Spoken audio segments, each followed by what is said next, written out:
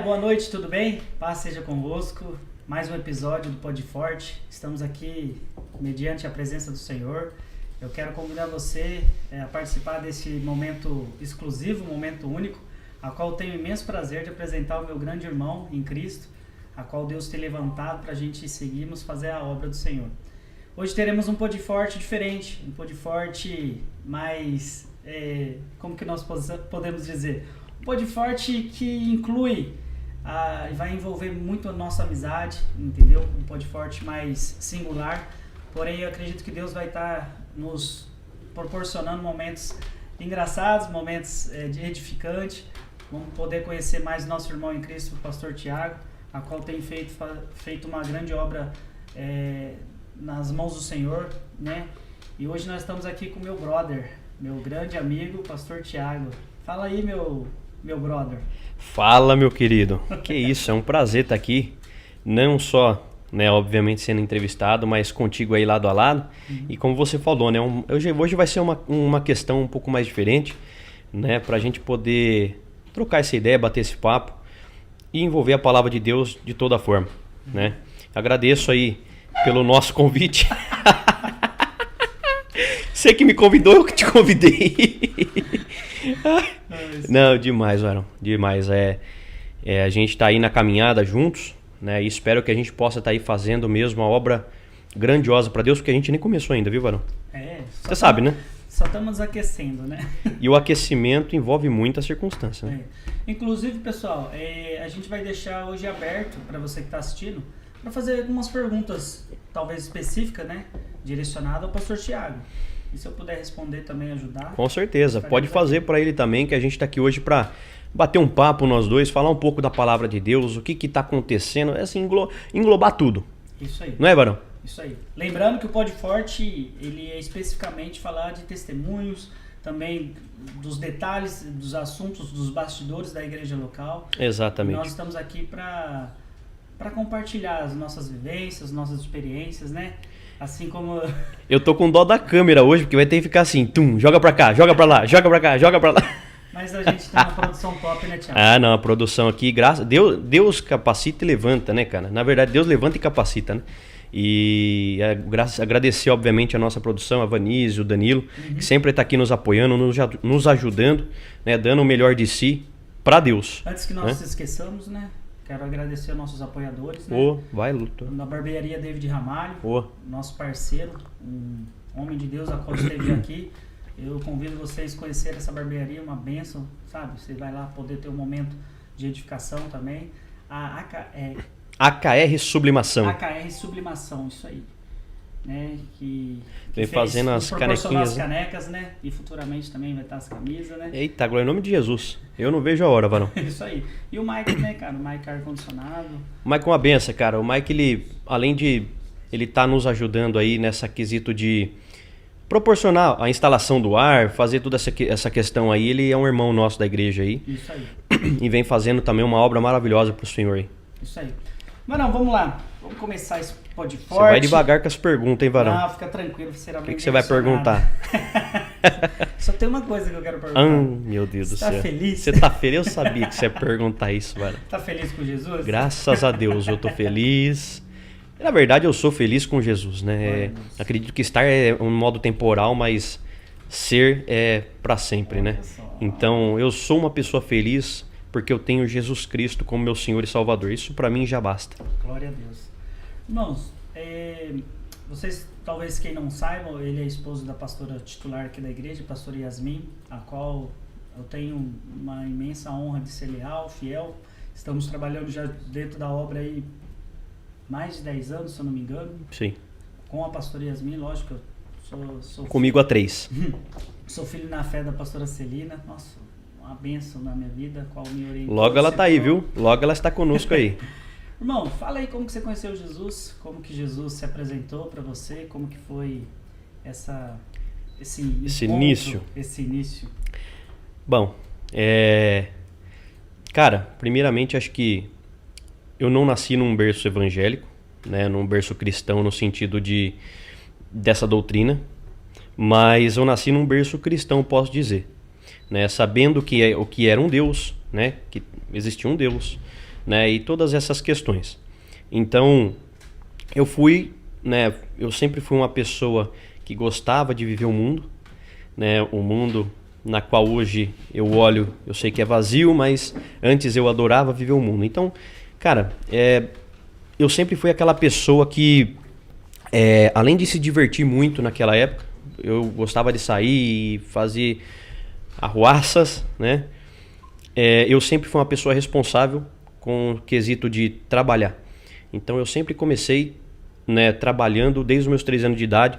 Comecei lá, sempre tive esse posicionamento, sabe? De querer trabalhar, de querer ganhar meu dinheiro, de querer me sustentar, de querer ser free, né? Entendi. Então, eu acredito que isso eu fui criando maturidade muito cedo. Porque desde esse princípio, né, eu vou chegar no Jesus, tá? Mas só para você entender, você tem que para te contar como é que... fazendo o contexto. Exato, para você ver como é que foi antes. E aí o que acontece? Eu trabalhei já... Eu nunca fiquei mudando muito de empresa, né? Eu trabalhei numa quando eu tinha 13 anos, de 13 para 14. Aí de 14 até enfim, eu trabalhei numa outra bastante tempo, né? E graças a Deus. Só que eu não, nesse meio, né, de conhecer Jesus, eu posso dizer que a pastora Yasmin foi uma porta muito grande para mim, tá? Porque, como eu disse, eu sabia quem era Deus, tudo, mas eu não exercia ainda, não tive um encontro com Jesus, um encontro com Deus mesmo. Igual, obviamente, eu tenho hoje, e todos os dias acho que eu tenho, viu, irmão? Mas, basicamente, foi quando, né, vou bem direto na sua pergunta, foi bem quando eu conheci a pastora Yasmin, né? Nós começamos a se conhecer e eu fui conhecendo um pouco mais desse lado cristão, né? Um pouco mais dessa parte de Jesus, né, de igreja e tudo esse meio. Foi todo um mundo novo para você. Exatamente, tudo novo. Na verdade, a minha família são... Então, assim, pelo que eu entendi, você era um homem de princípios... Com certeza. Porém, só não tinha um encontro real. Exato, só não andava nos caminhos do Senhor. Entendi. Que hoje eu sei, né, como funciona. E hoje, graças ao bom Deus, eu tô seguindo. A gente sabe que a gente vai chegar lá, mas... Então, a pastora Yasmin foi uma peça fundamental para eu ter um encontro com Jesus. Para eu saber quem é Jesus e ter esse fundamento aí hoje e o que eu estou atuando, graças a Deus. Enfim. Então assim, tipo, com esse encontro aí vocês já começaram a se relacionar, aí veio o namoro, o noivado... Exato. Interessante que foi tudo muito rápido. Hoje eu entendo que o propósito de Deus nas nossas vidas, ele não tarda. Jamais. Ele é o tempo de Deus. Então, desde o princípio, quando eu comecei a olhar para Yasmin no primeiro dia, aconteceu as coisas muito rápido. Então, o que aconteceu? A gente começou a se conhecer, né? Eu chamava ela para ir nos restaurantes, né? A gente sair para ir se conhecendo, e aí logo a gente já engatilhou um namoro ali, porque a gente já viu que a nossa alma já estava conectada. Era uma coisa muito interessante, porque sincero, no meu coração, eu sempre até falei para todos os meus amigos que eu tinha na época, eu falava, cara, eu nunca vou casar, eu nunca quero casar. Casar, pelo amor de Deus, não vai pegar eu. E aí, rapaz, aí eu paguei, como costumo dizer, que eu paguei com a língua, né? Não, com certeza. Uniu um propósito legal. Exato, e aí começou, né, cara, essa vida aí com ela, ao lado dela.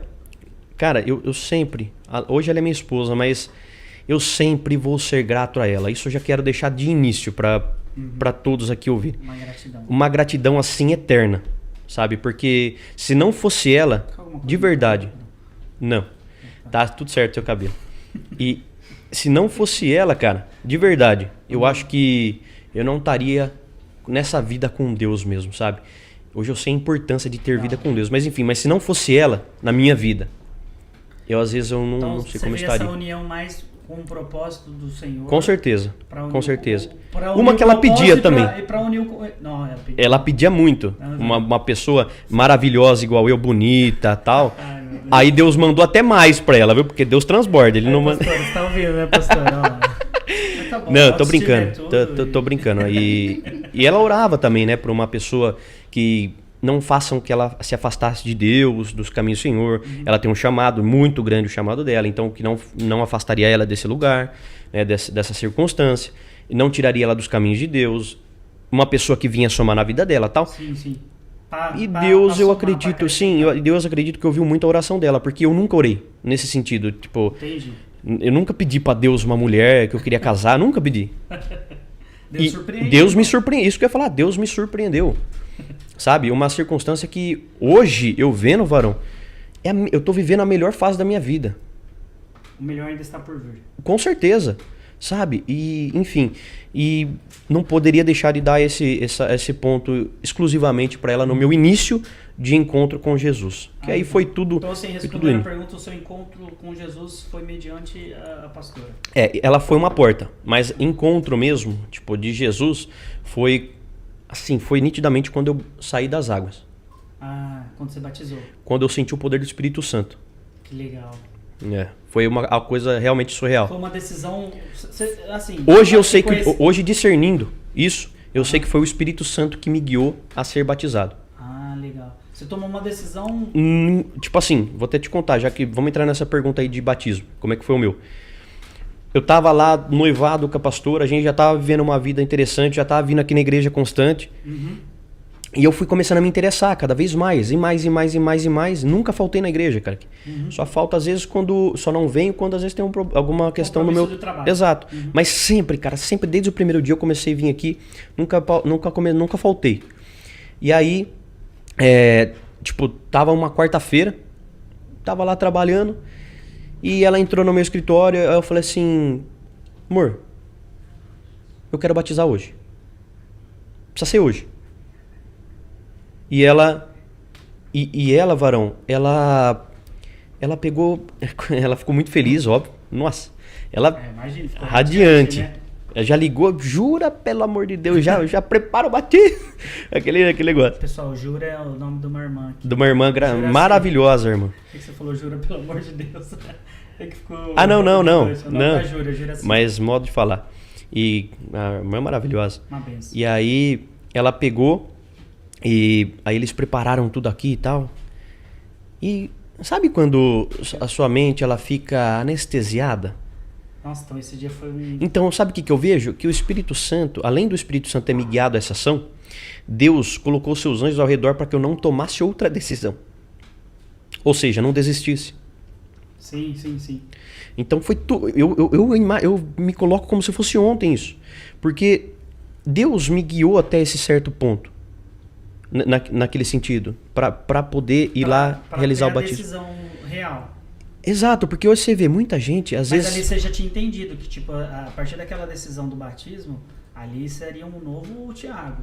Não, com certeza, porque eu estava estudando sobre isso. Ah, legal. E eu sabia que, ou eu vou de vez, porque eu sou 880, varão. Ou eu entro de cabeça, mergulho, ou eu fico neutro. Você não fica não fico em muro, não. Legal. Então, assim, eu já estava convicto, né? Eu já estava com essas orações com Deus. E eu falei, pai, a partir de hoje, eu costumo dizer que minhas orações com Deus são uma conversa mesmo, né? Então, como a gente está conversando aqui. Porque eu me coloco basicamente ele como um ser comigo conversando, né? Então se torna mais fácil a oração. E aí, eu falei, pai, hoje, a partir de hoje em diante, o senhor vai ver outro Tiago. Que da hora. Eu vou realmente dar... O senhor fala que a palavra morre o velho homem e nasce o novo. Eu vou fazer jus o que está escrito. Ali você selou um compromisso. Compromisso e honra com Deus. Legal, top. E aí, aí fui no dia, na quarta-feira, pus a beca. Eu falei, eu gosto daquela música, inclusive minha filha gosta também, é o Que Ruge o Leão. Que Ruge o Leão, aquela música, prepararam. E aí eu tive a graça de ser, né, obviamente, não só pela pastora Yasmin, né, por todos ali, mas a pastora Yasmin que eu queria que me batizasse. Legal. Como Jesus fez com João. Então, enfim, mas ela me batizou. Então, ali você entende que foi um encontro real. Pra mim, ali mudou tudo, minha vida. Minha vida mudou, né? A minha vida inteira mudou ali. Top, mano. Todo, princípio, afazeres, tudo. A minha vida mudou ali. Então, assim, não só retornando, vamos colocar assim, você morou fora do país, né? Você teve uma experiência assim, na Europa. Assim, como que foi essa decisão? Assim, eu só para sim. a partir desse contexto, para eu chegar numa pergunta mais específica. Como foi esse contexto de você ter uma decisão, a falar, eu quero ter essa experiência, viver fora do país? Como que foi? Porque foi jovem, não foi? Exato. Eu costumo dizer assim que hoje meus pensamentos são totalmente diferentes do que o de antes. Sim, outra mentalidade. Exato. Mas antes, os meus pensamentos sempre foram morar fora. Eu nunca gostei de morar aqui no Brasil. Uhum. Eu sempre me enxergava, desde os meus 9 anos de idade, eu sempre falava pra minha mãe, eu quero morar fora. Mãe, eu vou viajar o mundo inteiro. Mãe, eu vou embora. E minha mãe, ela sempre fala pra mim, filho, realmente você sempre falou e você foi. Obviamente com a graça de Deus, né, ele permitiu que eu fosse. Porque eu adquiri, varão. Você não tem noção o tanto de experiência que eu adquiri lá fora. Tive minhas desavenças lá, que não provém do cristianismo, mas o restante, sabe, experiência, bagagem, tudo, eu tive. Network grande, muito bom, e a língua inglesa, cara. Hoje dou graças a Deus e a minha mãe, né, porque minha mãe que me incentivou, né, nunca desistiu de eu sair dos caminhos do inglês, tal e tudo mais. Tá muito alto aqui, hein, varô? Tá bom, isso. Aí, tá bom? Ficou bom, né? Ficou bom, né? Vocês estão ouvindo bem? O pessoal tá ouvindo aí? Tá legal? Tá, então fala alto, vai. Alto. Então, voltando. Então, as experiências que eu tive lá, assim, foram muito boas e eu consigo hoje utilizar algumas coisas. O inglês. Sim. O inglês, eu sei... Cara, eu não sei... A dimensão de Deus em nossas vidas, a gente não pode limitar. Legal. Então... acredito que ele permitiu que eu aprendesse. Essa experiência te deixou fluente em outro idioma. Graças a Deus, no inglês. Tanto hoje você trabalha com isso também. Exato. Hoje eu trabalho numa seguradora de seguros. Ela é de Miami, né? Ela não é do Brasil. Uhum. Então a gente só fala língua inglesa lá, né? Então não tem português. Legal. Né? E a gente tá lá, tô me aprendendo todos os dias também, porque é em constante aprendizado, né? Mas tô praticando todos os dias, então é difícil ficar no esquecimento a língua, né? Então o idioma.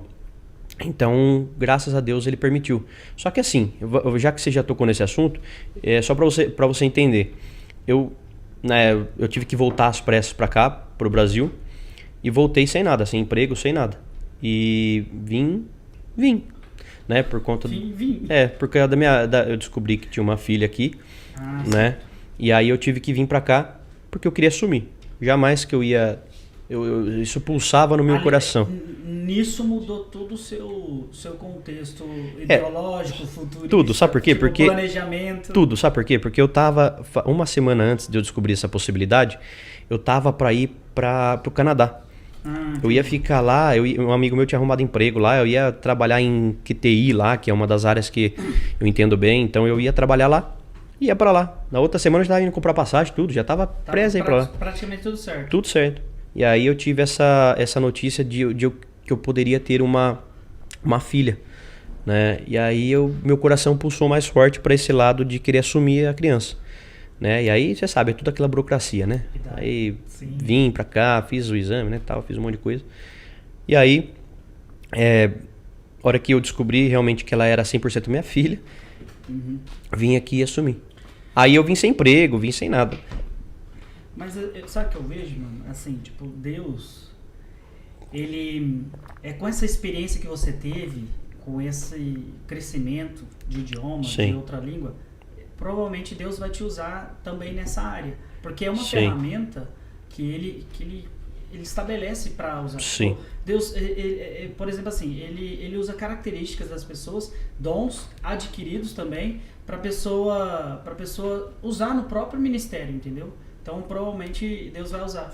Tá legal o som? Tá saindo. Vê aí o cabo, varão. Vê aí. Fala aí, galera. Vê aí, varão. Aqui tá. O povo, o que o povo tá achando? Vê aí o que o povo tá achando. Você tá ouvindo? Vê aí. Deixa eu ver aqui também, varão. A pastora tá online. Ô, pastora, pode falar aí se o som tá legal, porque a gente aqui eu tô ouvindo bem. Eu tô ouvindo bem também. Então, assim, voltando a falar, Deus provavelmente, assim, ele vai usar nessa área, porque nada é por acaso, cara. Sim. Nada é coincidência. Não, jamais. Entendeu? Então, Deus usa essas ferramentas. Sim, com certeza. Sabe? Então, provavelmente no seu ministério específico, singular, Deus vai usar. Com certeza. E é o que eu venho, né, obviamente hoje, né, na atual situação que eu tô, né, na vida com Deus, é totalmente, né, diferente do que eu vivia antes. É totalmente. Como eu falei, quando eu saí do batismo, minha vida ela transformou. É realmente como se eu tivesse nascido de novo, cara. Legal. Como mesmo. Assim, aí depois vem tudo, né? Matar minha carne todo dia. Renúncia, vem toda essa circunstância aí que envolve o caminho do Senhor, né? Então, cara, não é fácil seguir os caminhos de Deus, de Jesus, tudo. Mas a gente tem que perseverar. Legal. Ó, a pastora falou que no meu microfone aí, ó. Agora ficou bom. Tava alto, tava baixo, agora ficou legal. Agora ficou bom? Ficou bom.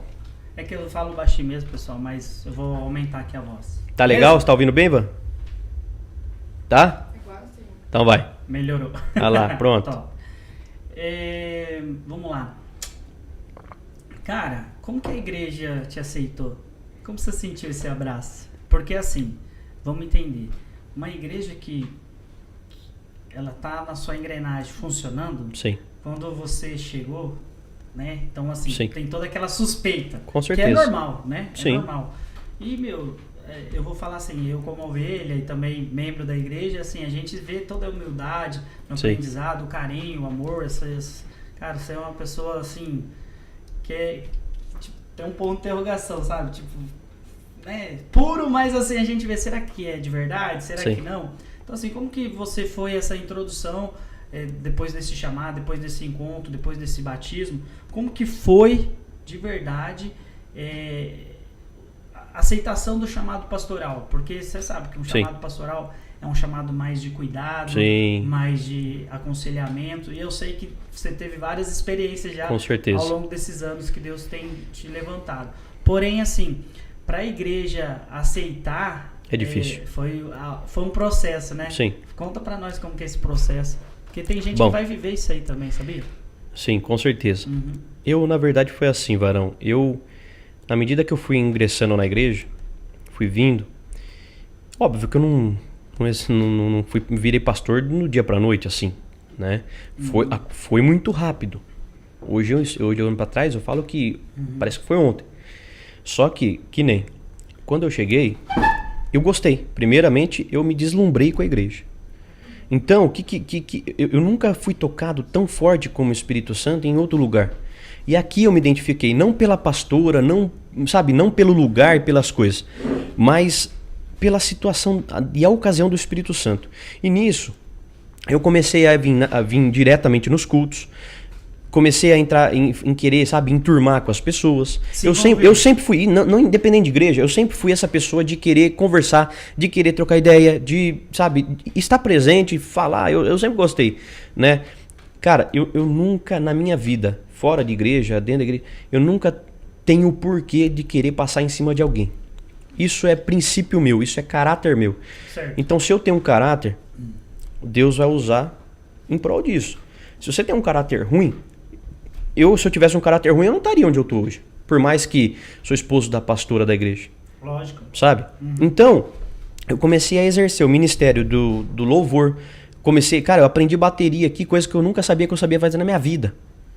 E Deus, em 3 meses eu já estava tocando, cara. Legal. Nunca tinha pegado uma bateria na minha vida. E já estava tocando, e já estava louvando, e já estava, descobrindo as ramificações da igreja, tudo. E fazendo parte de teatro. Você foi se envolvendo nos ministérios locais. Exato. E inclusive a aceitação do povo, hoje eu começo a enxergar, eu gosto muito da história de Davi. Né? Então eu me enxergo alguns pontos bem relevantes com ele. Davi, né, nós sabemos que ele é segundo o coração de Deus. Quem escolheu foi Deus. Exato. Certo? Saul, quem escolheu foi o povo.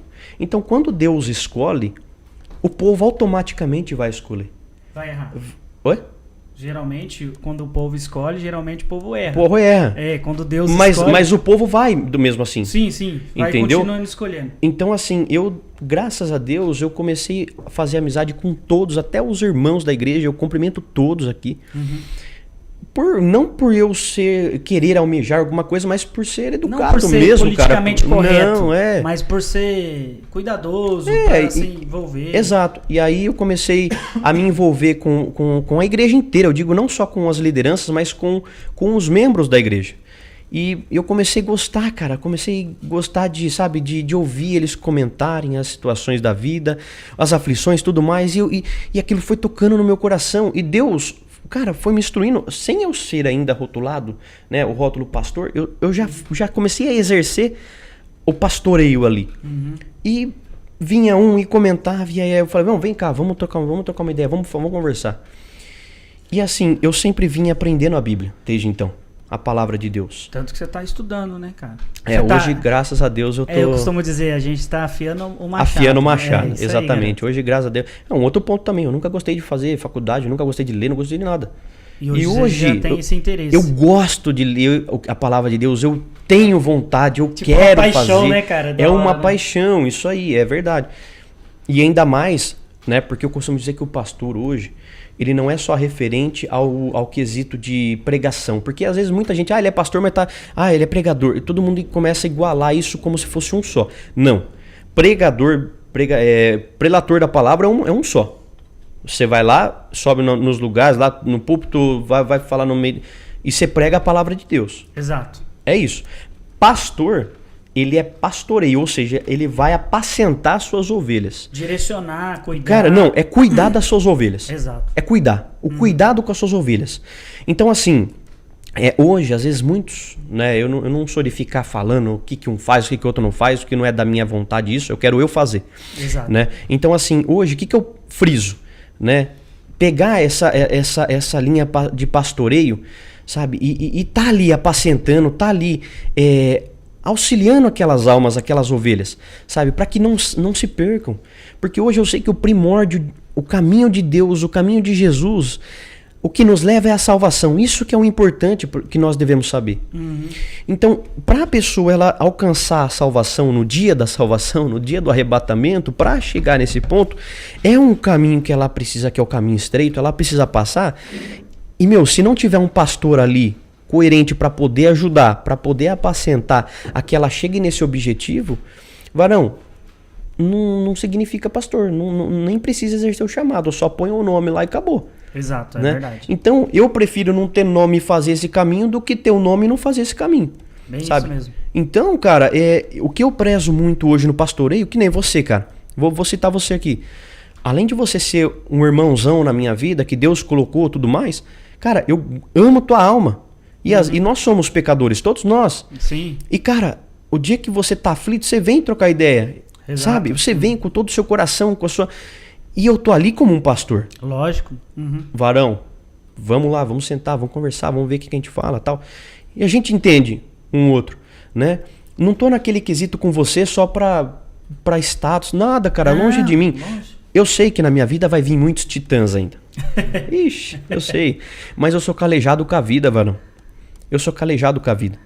Deus me molda todos os dias. Deus te fez um preparo, né, cara? Eu costumo dizer que Deus, ele me forjou para algumas situações futuras. Muitas, não é algumas, não, muitas. Legal. Muitas situações futuras. A vida é uma E inclusive algumas que eu já estou vivendo agora nesse momento, né? Porque a gente sabe que realmente o que você falou da aceitação do povo. Cara, não foram todos que Sim, é normal. amaram, gostaram. Oi, nem todos aceitaram Jesus. Né? Exatamente. Então assim, tem que ter essa com convicção, certeza. de quando tá fazendo a obra. E na medida que eu fui aprendendo, executando a palavra de Deus, eu comecei a aprender essas questões de como lidar com pessoas. Porque lá fala tudo, cara. A palavra de Deus, ela é um manual para a vida.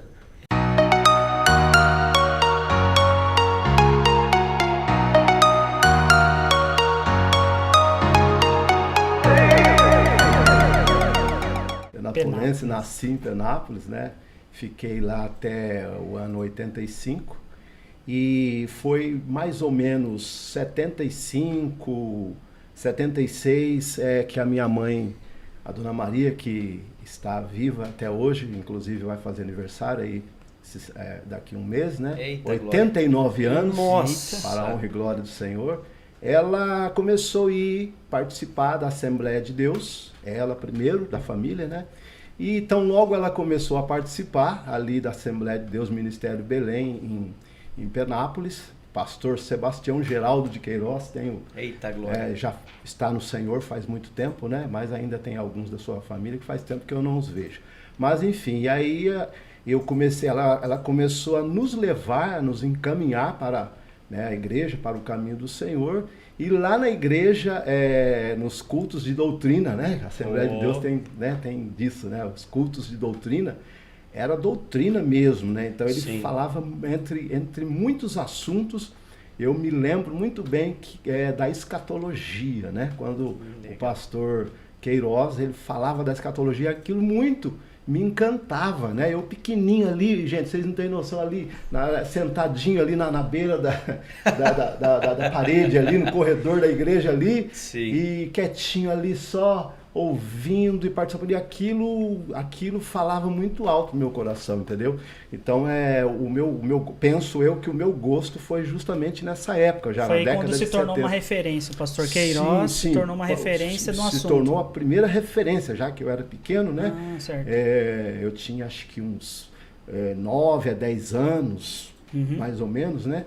E então esta foi a minha referência, né? Eu comecei a gostar, ele falava, ele ensinava, ele falava sobre o arrebatamento, ele sempre falava que o arrebatamento era iminente, ou seja, que Jesus poderia voltar a qualquer momento, ele sempre estava falando, e cada vez que ele falava, aquilo ardia no meu coração, mas Jesus vai voltar, né? E aí quando foi em 85, meu irmão que já morava aqui em Bauru, foi em Penápolis, trabalhava aqui, já era casado, ele foi em Penápolis para uma visita a minha família, né? E aí ele perguntou para mim se eu queria vir para Bauru trabalhar.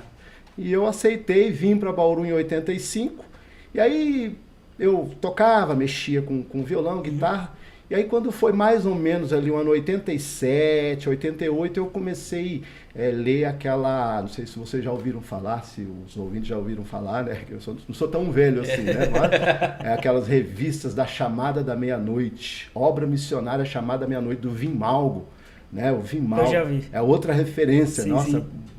Uma outra grande referência Sim. em escatologia era, eu li aquilo, eu mastigava, sabe? O coração ardeu no assunto. Ardia, e eu estudava sobre Israel, Israel legal. como sendo o grande sinal dos últimos tempos, né? Então foi isso que me levou a gostar desse assunto de escatologia, e isso fez toda a diferença na minha vida, porque hoje eu sempre vejo, né? Eu estou de olho aí nos sinais aí, nas coisas que estão acontecendo, eu falo, meu Deus, Jesus está voltando. Se naquela época, glória, né? 74, 75, já se falava, o que dirá hoje, nos dias atuais, né? Então eu já falei. Isso que nós vamos descobrir agora. Pois é, eu já falei para o Anderson que a gente está assistindo os eventos finais de camarote. Né? Isso é um privilégio. Olha só, em 75 ele já falava que a volta de Jesus era iminente.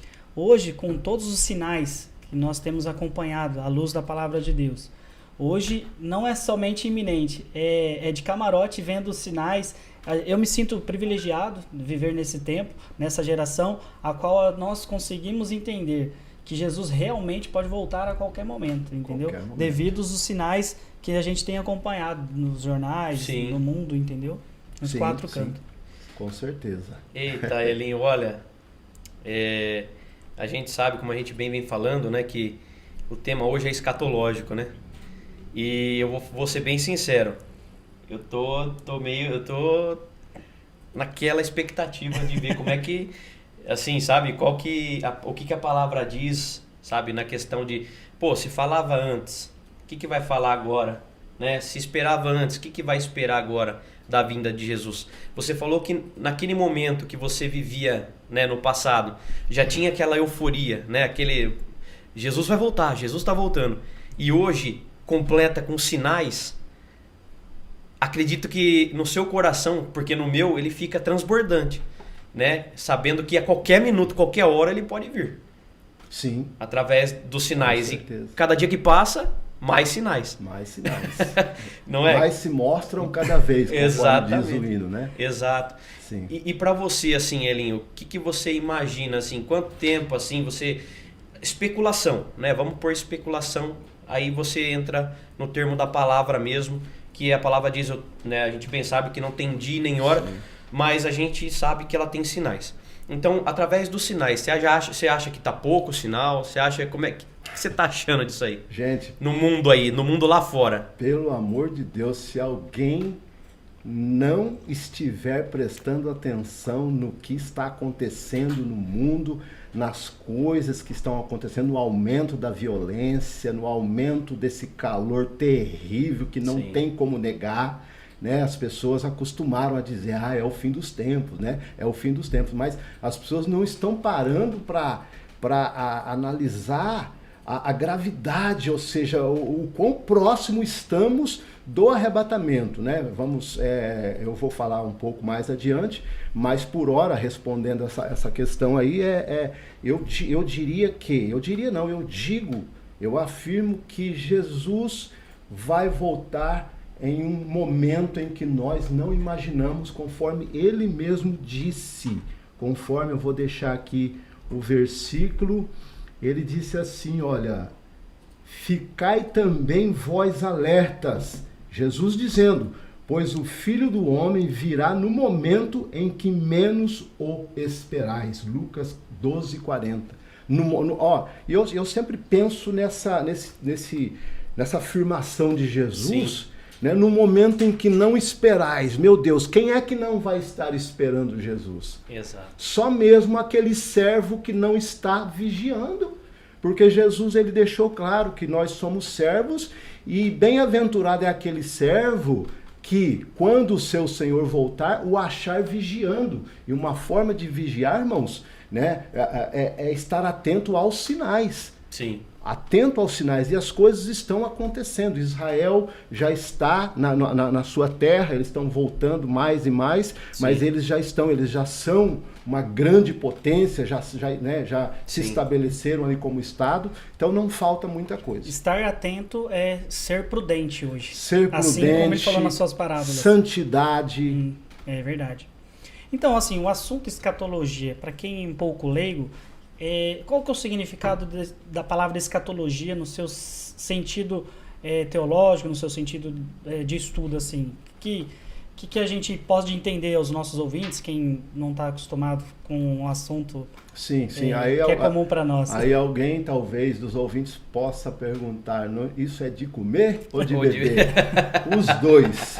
Se você entender espiritualmente, que seja os dois, de comer e de beber. Exato. Mas, para ser bem sucinto, escatologia, a definição de escatologia nada mais é do que estudo dos eventos finais. Estudo dos eventos finais, das coisas que vão acontecer, que já estão acontecendo há muito tempo, tá? Sim. Mas, desculpa, a escatologia envolve a morte, a ressurreição, trata do juízo final, do arrebatamento, o destino final de Israel, da igreja, das nações, ou seja, ela é como eu posso dizer, um estudo completo, né? Um estudo completo, onde a gente sistematiza, né? Parte por parte e vai explicando nas coisas. Então está dentro de escatos quer dizer estudo, né? Últimas coisas, né? Escatos é uma palavra grega junto com logia, né? De logos, de estudar, de razão, de palavra, de estudo, né? Então, escatos, últimas coisas, e logia é estudo das últimas coisas, entendeu? Então a gente pode traduzir como sendo estudo das coisas que sucederão no mundo antes do arrebatamento e após o arrebatamento, até a Nova Jerusalém. Aleluia. Eita, glória! Nossa! Quer perguntar alguma coisa específica, Thiago?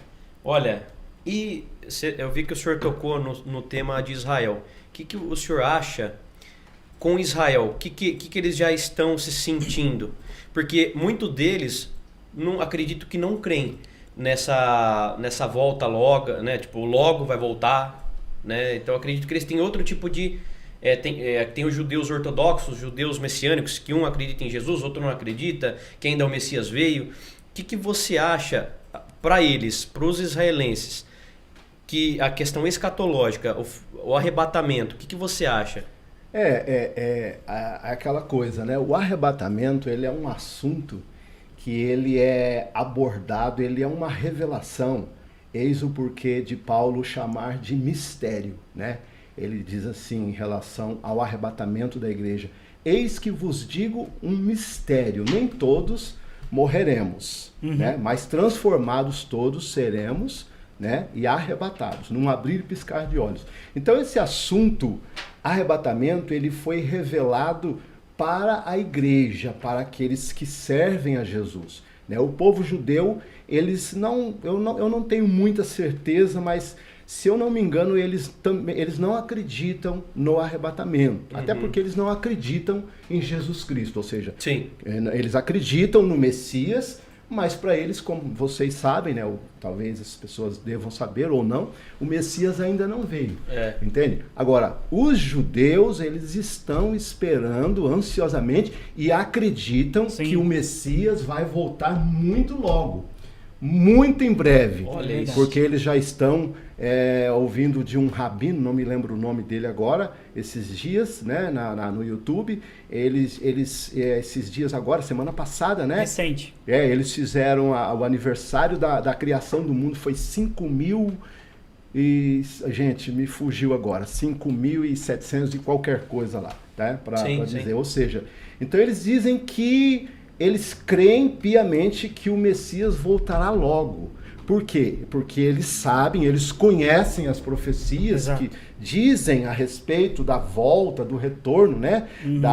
Dos judeus da diáspora, né? Que foram dispersos pelo mundo por Deus. Então eles acreditam nesse retorno, irmãos. Eles acreditam no retorno do Messias. Agora, se os judeus acreditam no retorno do Messias, é claro que a gente sabe pela escatologia que na verdade eles vão aceitar um falso Messias que virá antes do verdadeiro Messias. São esses eventos que estão para acontecer aí, sim, né? Sim. Ou seja, somente, Tiago, respondendo a sua pergunta, somente aqueles que passaram a crer na Bíblia, que passaram a crer em Jesus, é que têm o conhecimento dessas coisas. Por exemplo, os judeus messiânicos. Os judeus messiânicos, com certeza, eles sabem disso, dessas coisas, porque eles passaram a crer em Jesus.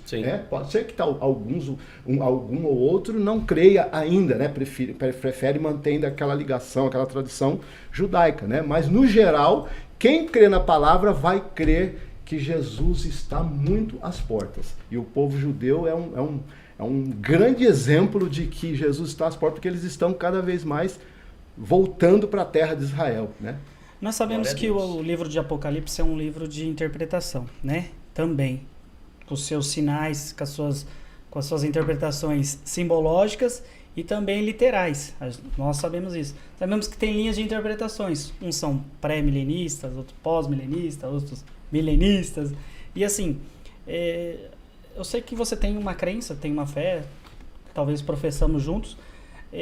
Fala assim um pouco abertamente no que você crê, o porquê crê, qual é a linha de interpretação sobre essa linha de interpretação do pós-milenismo, você disse. Bom, ou seja, o pré-milenismo, ele nada mais é do que o ensinamento, né? O conhecimento de que Jesus ele voltará antes de se estabelecer o período milenial na Terra, que a Bíblia chama de período milenial, que Apocalipse vai dizer 1000 anos. Né? A Bíblia diz que Satanás ele será preso antes dos 1000 anos, e a Bíblia diz que depois dos 1000 anos ele será solto e enganará as nações ao redor do mundo, enfim, e de repente a Bíblia diz que vem fogo do céu e já prende o dragão no inferno, e leva as pessoas para o julgamento final. Bom, então o pré-milenismo, que no caso eu sou pré-milenista porque eu acredito que Jesus vai voltar, ele vai voltar no arrebatamento para levar a sua igreja, e nesse momento dá-se o início a um período na Bíblia que é o chamado período tribulacional, que é de 7 anos, e ao final dos 7 anos, então Jesus vem visivelmente para as nações, tá? Isso é o que eu creio, e isto é o que professa também o credo da Igreja do Evangelho Quadrangular. Sim, né? O estatuto com certeza. da Igreja do Evangelho Quadrangular também ensina assim, né? Já li tudo certinho, né? Então isso é o que eu creio. Tá? Então o pré-milenismo é esse. Jesus vai vir antes de se estabelecer os 1000 anos de paz na Terra. Tá? O pós-milenismo, ele já vai ensinar o quê? Que, na verdade, Jesus ele vai voltar após o milênio. O arrebatamento da igreja, ele vai acontecer após o milênio. Ou seja, a igreja passa pela grande tribulação. A igreja passa pela Nesse período que você falou de 7 anos, né? Isso. Passa pela tribulação. E pelo milênio. E pelo milênio. Também? E pelo milênio. Certo. Só que o milênio para... no caso aqui eu marquei aqui o pós, Jesus volta depois do milênio. Então, para essa linha de pensamento, Jesus só vai voltar, né, só depois dos 1000 anos, que aí acontece o arrebatamento e aí já o julgamento final, a ressurreição dos mortos, julgamento final e Nova Jerusalém. Então eles pulam, simplesmente eles pulam, tá Legal, bom? Então entendi. essa é a visão, de uma forma bem sucinta, né? Depois, se as pessoas quiserem, podem... Perguntar, pode... E até só entrando, o que por exemplo, professor, a Bíblia ela diz sobre o julgamento final, já que a gente já falou desse tema? A Bíblia, o que ela diz? Antes de responder a sua pergunta, deixa eu só... que ele perguntou também sobre o amilenismo. Rapidamente, interessante. O amilenismo. O que é o amilenismo? É até difícil de falar, né, gente? Misericórdia. Não, tem cada palavra que eu vou ser Amilenismo, né? Então, milênio não é literal para o amilenismo. Ou seja, os 1000 anos ele não é literal, ele é simbólico. Tá? O milênio começou com a primeira vinda de Jesus, né, quando ele veio como homem, como um bebê ao mundo, e vai até a sua segunda vinda. Né, até quando chegar. Então, crê numa segunda vinda. Sim. Só que, ou seja, então não tem para como a própria palavra está dizendo, amilenismo. Ou seja, não há milênio, não há o milênio. Tá? Essa palavrinha, vocês sabem, né? O ateu, não há Deus. Né? Então, eles simplesmente não creem. O milênio é simbólico. Só que não dá para a gente... aceitar isso, né? Ou seja, a gente até respeita, mas eu não consigo aceitar porque a Bíblia deixa claro que Satanás será preso antes dos 1000 anos e após os 1000 anos ele será solto, né? E aí depois vem o quê? O julgamento final e a Nova Jerusalém, né? Então por isso que eu creio que não é simbólico. Eu sou pré-milenista e pré-tribulacionista. Somos três, respeitando quem for pós-tribulacionista. Exatamente. Respeito, tá? Completamente, mas... E somos irmãos, podemos conviver juntos. O importante é ficar firme com Cristo, gente. Exatamente. Pois não, a sua pergunta... E sobre o que a Bíblia diz sobre o julgamento realmente final? O julgamento final, se tiver mais algum detalhe, pode ir. Sobre quais critérios que são usados para julgar as pessoas? Tem algum? Como é que funciona? Chegando no finalzinho do milênio, tá? No finalzinho do milênio, é claro que aqui, gente, a gente não vai esgotar o assunto. Tá? Sim, a gente não vai esgotar porque aqui é de uma forma bem sucinta e resumida, né? Mas chegando ao final do milênio, Satanás será solto. A Bíblia diz que ele sai a enganar nações nos 4 cantos da terra e essas nações marcham juntamente com a antiga serpente, né? O dragão, a antiga serpente, Satanás, marcham contra o arraial dos santos, ou seja, contra o povo judeu no milênio. Né? Para mais uma tentativa de destruição do povo judeu. A Bíblia diz que vem fogo do céu e os consome a todos, e aí depois a Bíblia só mostra então o estabelecimento do grande trono branco, ou seja, o juízo final. Ali é a hora da verdade, meu irmão. Ali, meu irmão, olha, você me perguntou o critério, olha que interessante, olha. Ali, todos quantos não receberam a Jesus como seu Senhor e Salvador, irmãos, não tem outro meio, não recebeu a Jesus.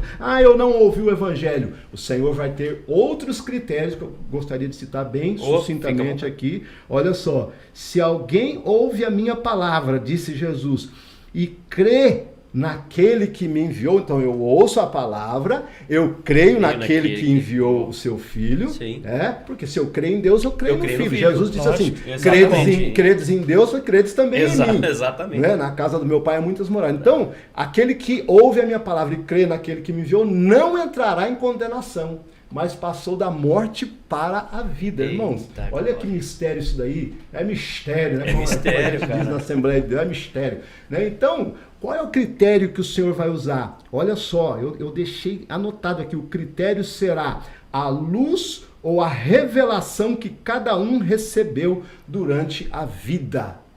Durante a vida. Por exemplo, Jesus chega a dizer que os de Sodoma e Gomorra, nesse último dia, vão se levantar ali diante dos habitantes de Corazim e Betsaida, que foram duas cidades nas quais Jesus mais realizou os seus sinais. Ele fala, ó, os de Sodoma se levantarão no dia do juízo final e vai condenar essa nação. Qual é o sentido de condenar? Ou seja, o pecado deles vai ficar nos pés em relação ao pecado de descrença, de rejeição como do povo. Deus usou uma referência bíblica de duas cidades que estavam numa calamidade pecaminosa extrema. Para mostrar como vai ser nos tempos da volta dele. Um dos critérios, né, do juízo final. Um dos critérios, ou seja... Você está entendendo como que vai estar... A Bíblia diz que se abriram livros. Então ali vai ter o livro da consciência, tudo, né? O livro da vida para mostrar para ela que o nome dela não foi escrito, o livro da natureza, sabe? As pessoas, mas eu não acreditava no Senhor porque eu não via o Senhor, mas a Bíblia diz que a natureza revela a glória de Deus. Glória.